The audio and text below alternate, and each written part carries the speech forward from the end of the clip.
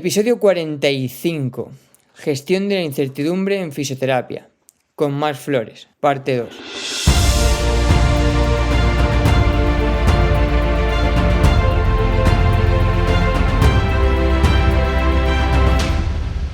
Vale, otra preguntita que tenía por aquí anotada y es ¿cómo gestionas a esos pacientes que vienen con la verdad absoluta? O sea, el típico paciente que ya te viene con el diagnóstico hecho, ¿no? Que te dice, mira, vengo porque tengo esto, porque lo he visto en Google y es eso seguro. Pues con la pregunta de, ¿y entonces yo qué puedo hacer por ti? Porque si ellos tienen claro lo que les pasa, tienen claro todo y aún así vienen a buscarte, es porque piensan que hay algo que no pueden encontrar en Google, ¿no? Que hay Vale. algo en lo que les puedes ayudar que no han encontrado todavía respuesta o que saben respuesta pero no saben gestionarlo o no saben cómo seguir. Es que claro, el tema de ponerle nombre a algo no significa que sepas gestionarlo. Es como con el tema de las emociones. Tú cuando sientes miedo, está claro que el primer paso para superar el miedo es darte cuenta de que lo tienes.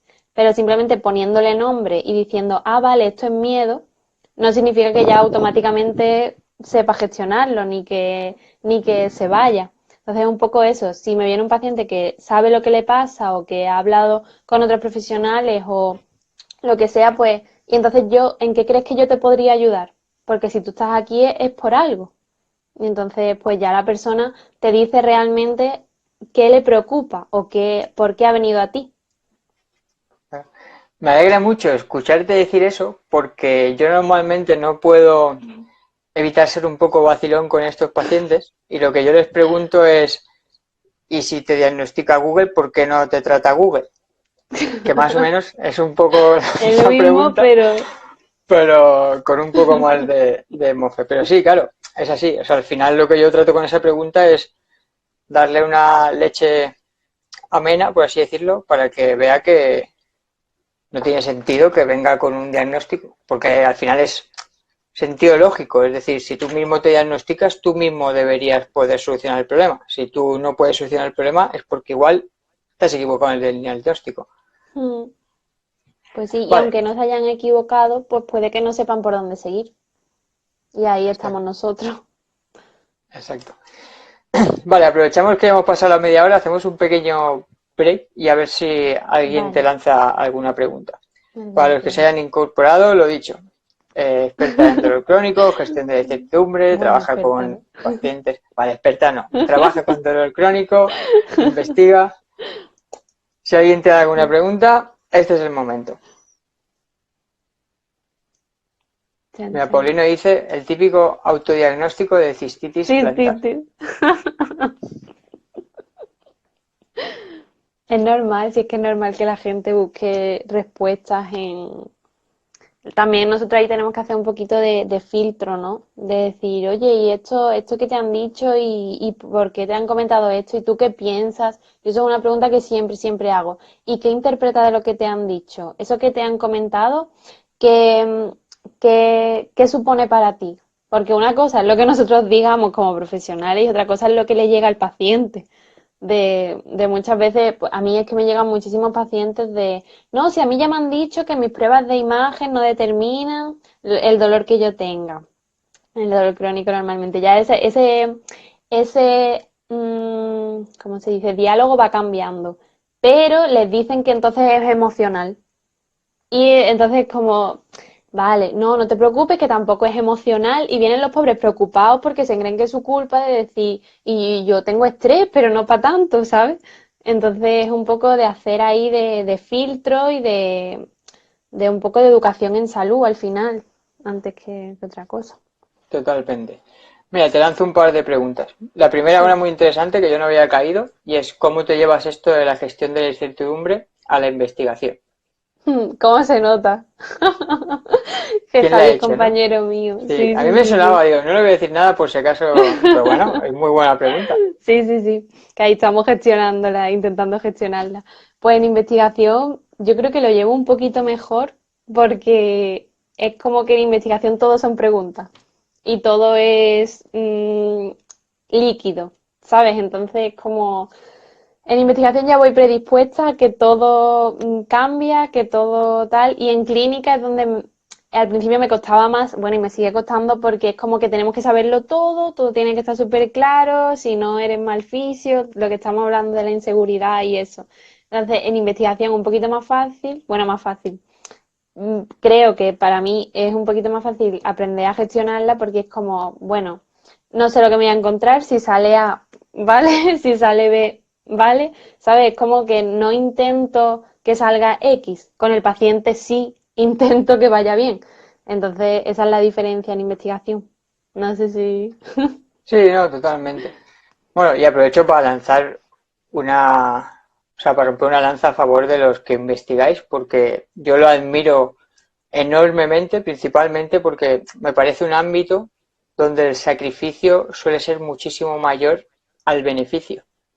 Y eso es de admirar. A mí, por lo menos, me costaría la vida por mi forma de ser. El otro día mismamente leía un artículo que a nivel metodológico era una pasada, o sea, era una muestra enorme, había un curro detrás increíble y acababa concluyendo que básicamente servía para muy poco ese estudio.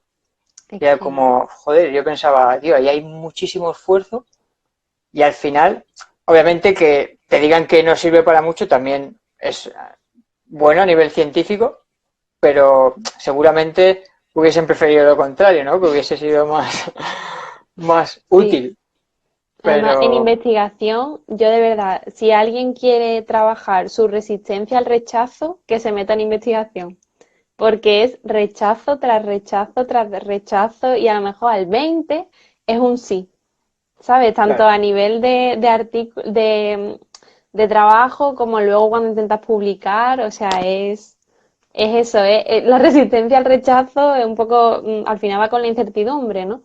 Así que también es un no, no, no, no y de vez en cuando, vale. Así que también vale. trabajo. Te lanzo otra pregunta que yo la voy a Dime. retocar un poco, pero me parece interesante y que dice, además de ganar la confianza del paciente, ¿cómo logras que tenga el interés en invertir en sus terapias, ¿no? En ir al fisio, básicamente. Pues si no ven resultados a corto plazo, inmediatamente suelen cambiar. O sea, yo resumiría en cómo mejorar esa adherencia al tratamiento, ¿no? En pacientes con dolor crónico, entiendo. Hmm. Para mí, lo más difícil, y lo hablo mucho con los pacientes, lo más difícil de los pacientes con dolor crónico no es gestionar la adherencia al tratamiento en general, porque ellos son conscientes. De hecho, yo creo que ellos normalmente se piensan que el tratamiento va a durar más de lo que luego realmente dura. Lo difícil es las recaídas. O sea, ellos van muy bien y cuando va la primera recaída es como, adiós, ya estoy otra vez igual, se creen que van a volver al principio, ¿no? Y ahí es el momento crítico de que como no gestione yo bien eso, ese paciente lo pierdo. Ese paciente lo pierdo y a lo mejor no se recupera porque ha abandonado en ese momento. No porque se vaya a otro oficio, digo que pues, perfecto porque lo podría seguir recuperando, pero que abandone. Ese es mi momento crítico y yo siempre lo hablo con el paciente de avisarlo desde el primer momento. Mira, la recuperación no va a ser lineal, aquí va a haber recaídas. Lo bueno es ser sincero con ellos, porque claro, ¿qué pasa? Yo normalmente siempre les cuento, digo, las recaídas van a estar, ¿vale? No sé si vas a llegar a estar igual de mal que has estado hasta ahora, esperamos que no, pero luego de la recaída, cuando subas, ya subes avanzando hacia antes de la recaída, ¿sabes? O sea, si antes de la recaída estabas aquí, caes y ese es el momento crítico que te crees que te vas a quedar ahí y cuando subes ya has avanzado un poco. Y entonces durante la recaída lo pasan muy mal, ahí es donde hay que trabajar la confianza al máximo y cuando suben y ven que están mejor que antes de la recaída, es cuando dicen, ostras, esto es lo que me dijo Mar. Y con lo mal que estaba yo la semana pasada, que tuve una recaída, que ahora yo esté así, ¿sabes? Es que a mí no me gusta mucho venderles el tratamiento, ni que hace falta que se adhieran, ni nada, sino que ellos mismos lo vean. O sea, me gusta que intentar llevarlos a toparse con la realidad. Y en el momento en el que ellos se topan, ya da igual lo que yo les diga, lo que yo, ¿sabes? Intento no vendérselo antes de tiempo ni nada, simplemente vamos poquito a poco, vamos confiando, cuando haya una recaída, no te preocupes, va a pasar esto, va a tal, y cuando subas, pues se dan cuenta de que has estado ahí, de que sabías más o menos cómo gestionar la recaída. Eso es muy importante también, no decir, es una recaída, ya está, ya hablamos cuando salga. No, gestionar la recaída. Y en ese momento es donde más duro, donde yo como profesional más responsabilidad tengo. Y entonces cuando salen ya dicen, vale, ahí ya te lo has ganado totalmente porque has sabido estar en el peor momento que han pasado y encima le has avisado de lo que iba a ir pasando más o menos, de lo que podía pasar. Entonces ya no hace falta que les vendas que se tienen que adherir al tratamiento ni nada. Es que ellos mismos dicen, es que apuesto por esto. Vale. De Entonces, todas maneras, o sea, me parece muy interesante, ¿no? Al final es como educar, ¿no? De, ok, sí. decirle que puede pasar, que es una posibilidad para que si pase, pues reduzcas el riesgo de que le Mm. afecte, pero no has explicado, no he seguido cómo realmente gestionas esa recaída. Es decir, yo como paciente te hablo y te digo, oye, Mar, iba muy bien, pero hoy me he levantado que no puedo ni moverme. ¿Y qué me Mm. dice Mar a mí? Pues eso normalmente es lo más leve que les suele pasar. Tengo pacientes que incluso la recaída es casi prácticamente de ingreso en el hospital. Bueno, pues Y te lo había puesto más fácil, te lo pongo sí, más sí. difícil. Te digo, Mar, estoy en el hospital, me acaban de ingresar, allí está súper bien, pero Mm. hoy estoy muy jodido.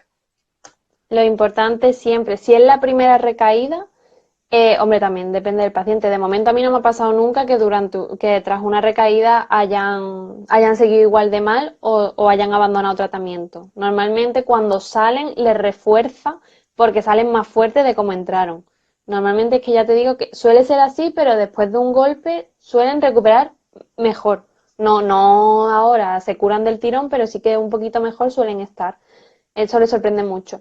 El caso es que yo siempre, cuando peor están, siempre les digo que me llamen directamente, que da igual, me da igual que no hayamos tenido sesión o que tuviéramos sesión la semana que viene, el estar disponible para ellos y que en el peor momento tú sepas que estás disponible y que pueden llamarte y tal. Depende de lo grave que sea la recaída, les digo, vale, ¿qué ha pasado? Hasta aquí has estado bien, un poco que me cuenten qué ha pasado hasta ese momento, ¿no? Normalmente suele haber un momento crítico y, vale, ¿qué necesitas ahora mismo? O sea, ¿cómo estás? Si lo ingresan, pues lo ingresan y ahí yo ya no puedo hacer nada, pero si ha sido lo típico de ir a urgencias, de tener que ir a urgencias porque no aguantaban ya el dolor, normalmente le ponen un tratamiento farmacológico, le meten o en vena o le pinchan o tal y lo mandan a casa porque tampoco si es por el dolor y le hacen prueba y no ven nada, no hay nada que hacer tampoco en urgencia, entonces lo mandan para casa.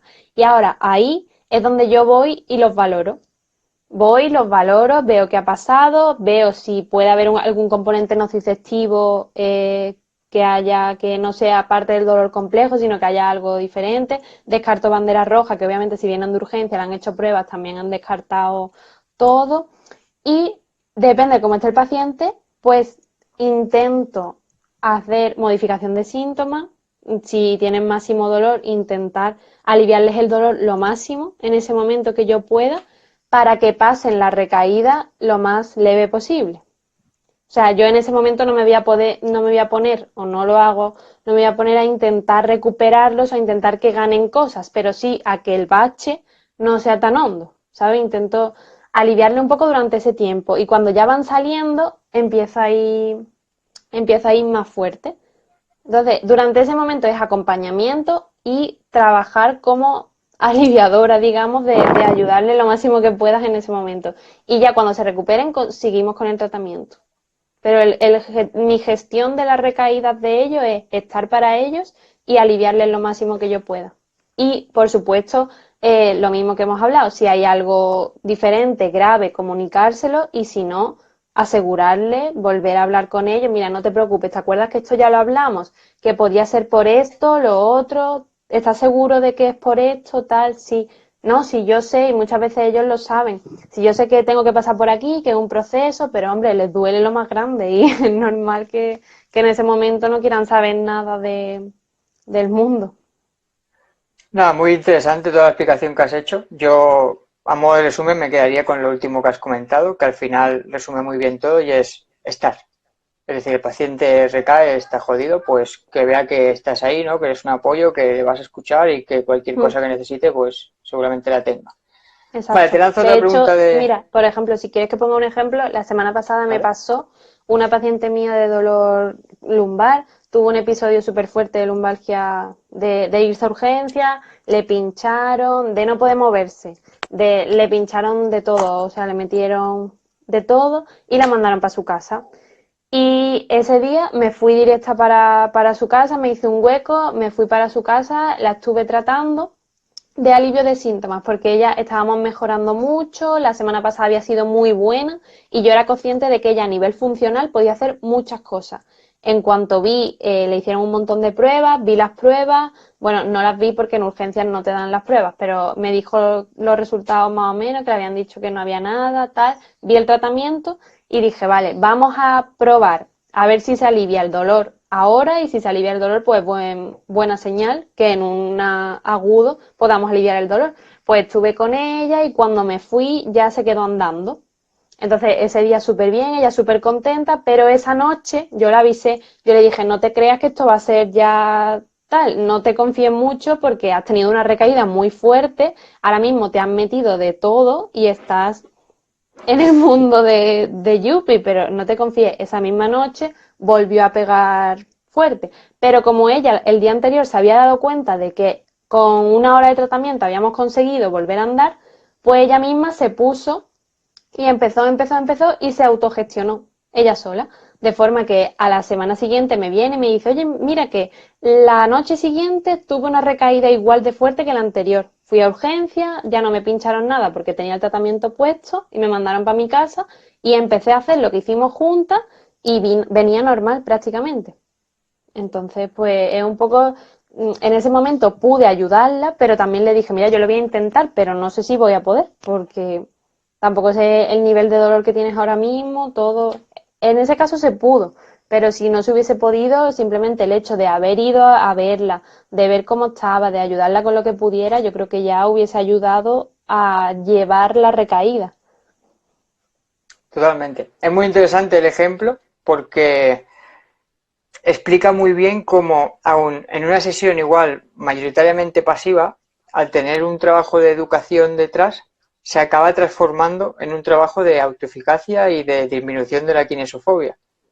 Y es ultra interesante ese caso porque muestra muy bien que no necesariamente la terapia pasiva se debe asociar a Ah, fisiodependencia, sino mm, que depende cómo lo depende contextualices, cómo la pues uses. puede ser todo lo contrario, así que muy, Claro. muy guay.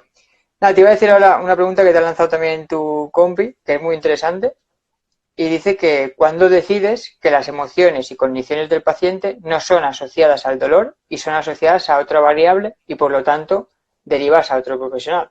Me parece muy interesante porque con todo el tema este del ámbito biopsicosocial es una pregunta que muchos al empezar con el tema o que tengan poca experiencia se preguntan y básicamente es, Sí. ok, ¿dónde está la línea que a mí me hace pensar en que tengo que derivar a un psicólogo, por ejemplo? ¿Entiendes? Sí, me río porque es que me ha pasado hoy. Una paciente que en principio viene por un dolor complejo, un SUDEC, y ella le limita el dolor, pero hoy, hablando con ella, me he dado cuenta que tiene una ansiedad enorme a todo lo relacionado con lo que le pasó el primer día de dolor. O sea, ella tuvo un traumatismo hace un tiempo, empezó el pie y empezó el proceso del SUDEC. Y vino a mí por el pie, o sea, por el SUDEC y por el dolor. Pero ahora mismo a ella lo que le limita en su vida no es el dolor, es la ansiedad que tiene de recordar que el día que se cayó había una panadería delante, no puede oler el pan, el día que, bueno, ni una cafetería, el café tampoco, había mucha gente alrededor cuando se cayó, con lo cual no puede meterse en un sitio cerrado, tenía mucho ruido porque fue dentro de un autobús, con lo cual no se puede acercar a nada que haga ruido, no puede montarse en avión, no puede hacerse una resonancia, no puede nada de eso. Entonces yo me he dado cuenta de que la ansiedad que ella tenía y todo el proceso de percepción de amenaza y tal no era por el dolor, era por ese día que se le ha quedado a ella tan marcado del trauma que sufrió en ese momento y del sufrimiento relacionado con el dolor, sí, pero es que ya hoy a mí no me estaba hablando del dolor, me estaba hablando de todo el sufrimiento que tiene por todo lo demás. Entonces yo he hablado con ella, le he dicho, mira, yo creo que tú ahora mismo, tu problema, tu limitación en tu vida no es el dolor en sí, porque no me estás hablando del dolor, no me estás diciendo que es que el dolor te limita el dormir, que no puedes dar un paseo, que como suele ser lo normal, ¿no? Es que me estás diciendo que no puedes montarte en un avión, que le tienes fobia a una resonancia magnética, que no puedes tomarte un café, ¿sabes? Y eso yo considero que está fuera de mis competencias y que yo eso no puedo tratarlo. Y creo que tiene mucho que ver con ansiedad, con algún trastorno de ansiedad, con alguna fobia. Entonces quiero hablar con un psicólogo, primero para contarle tu caso, si me das permiso, y luego para mínimo trabajar conjuntamente. Porque aunque habíamos conseguido cambios en el SUDEC, que llevamos poquitas sesiones, yo pienso que hasta que no se trate el resto, que encima está muy relacionado con el dolor, no vamos a seguir avanzando. O seguimos avanzando, pero no como se podría. Claro, Entonces yo en esos casos ha sido derivación directa. Lo que pasa es que totalmente. hablaré con el psicólogo porque pienso que el SUDEC es mucho más complejo que simplemente eso y habrá que tratarlo multidisciplinar. Totalmente. Para resumir muy rápido lo que has dicho y más o menos qué es lo que yo hago, que totalmente de acuerdo contigo, pero por si hubiese algún estudiante o alguien que está empezando, al final es bastante fácil si eres honesto contigo mismo. Si hay yellow flags, ¿no? Si hay componentes por ahí que no son puramente relacionados con la biomecánica, con la función y no mejora, Mm. piensa que seguramente es porque tú no tienes esas herramientas para que el paciente mejore. Vale, Mm. quedan 5 minutitos, así que te lanzo última pregunta y nos despedimos antes de que Vale. se cierre, porque también es interesante y es ¿qué factores sueles tener en cuenta para dar un pronóstico? En tiempo de tratamiento, obviamente, si el paciente te pregunta. Mm. Esa es complicada porque yo, por ejemplo, con los pacientes de dolor complejo no suelo dar pronóstico. No suelo dar tiempo porque es que no lo sé. Ha habido pacientes que además, estudiando el pasado tampoco puedo predecir el futuro. O sea, por mucho que me venga un paciente que ha ido relativamente bien hasta que me ha visto, digamos, relativamente bien dentro de los casos complejos, ¿no? Pero que yo digo, oye, pues no ha ido tan mal, ese paciente puede evolucionar a peor y luego viene uno que parece que está desahuciado, que no hay forma de sacarlo para adelante y en 3 sesiones le doy el alta, ¿sabes? Entonces que tampoco, por la historia, tampoco puedo predecir lo que va a pasar, pero siempre les digo que yo voy a intentar que el tratamiento dure lo mínimo posible y que el pronóstico, o sea, el pronóstico, siempre hay mucho margen de mejora, vamos a intentar que vaya peor, o sea, a peor, a mejor, si va peor en algún momento o nos estancamos, yo soy la primera que va a parar y que va a sentar al paciente, oye, ¿qué está pasando? Que también me ha pasado. ¿Qué está pasando aquí? Y, pero siempre les digo que esto es como echar monedas en una hucha. Tú estás ahorrando para un viaje y para ir de viaje primero tienes que empezar a echar moneditas. No sabes cuándo se va a llenar la hucha, pero estamos echando y en algún momento la hucha se llena. Porque es que yo no soy capaz de predecir más o menos en un dolor complejo cuánto tiempo vamos a tardar. Yo puedo, por ejemplo, otro paciente que he tenido hoy, sí le puedo decir, oye, pues mira, tiene factores pronósticos de buena pinta, que parecen que va bien, ¿no? Pues un chico que no tenía un dolor bastante localizado dentro de la complejidad, que era deportista, que mantenía su actividad física, tenía una actitud positiva hacia el tratamiento, entendía que los resultados de sus pruebas de imagen, tenía una rectificación cervical, no influían en su dolor, en que tuviera que seguir teniendo dolor siempre, no tenía, el ejercicio le mejoraba, con lo cual significa que el sistema opioide está funcionando, que suele ser raro en los pacientes con dolor complejo. Entonces le he dicho, oye, mira, pues dentro del cuadro de la complejidad y de que esto va a ser un proceso, tienes buenas cartas, ¿sabes? Ya las iremos jugando, pero tiene buena. Buena Nada, pinta. muy de acuerdo también en cómo lo planteas. Yo de hecho hago algo muy parecido. O sea, a mí no me gusta dar plazos exactos y lo que hago para darle una vuelta a la pregunta siempre es quedarme con lo positivo de cara a generarle confianza, ¿no? En esa recuperación. Y en ese sentido, aunque en el a nivel deportivo es verdad que los cuadros son más sencillos en ese sentido, es más difícil encontrarte con casos de dolor crónico, tenemos el hándicap de los periodos de competición, porque ya no es que te pregunten por el pronóstico, es que te digan, ok, ya la carrera de aquí 2 meses llego, y tú pues vamos a intentar que sí, Claro. pero no te lo puedo asegurar. Bueno, Mar, quedan 2 minutitos, como no te quiero dejar con la palabra en la boca, vamos a ir cerrando ya. Mil gracias Vale. por Gracias a ti. aceptar la invitación. Yo creo que han quedado cositas muy top de cara al manejo de pacientes con dolor crónico. Y nada, gracias también a todos los que os habéis pasado por aquí, os seguís aquí y hasta la próxima. Si quieres decir algunas palabras de despedida, es tu Nada, momento. que muchísimas gracias por la invitación y a toda la gente que está escuchando, que ha hecho preguntas y que cualquier cosa, pues que ahí estoy. Que la primera que tiene que seguir aprendiendo soy yo. Así que yo encantada. Bueno, como dice con Paulino, mira que acaba de hablar. Si la queréis seguir, el Instagram es más Flores Fisio, ¿no?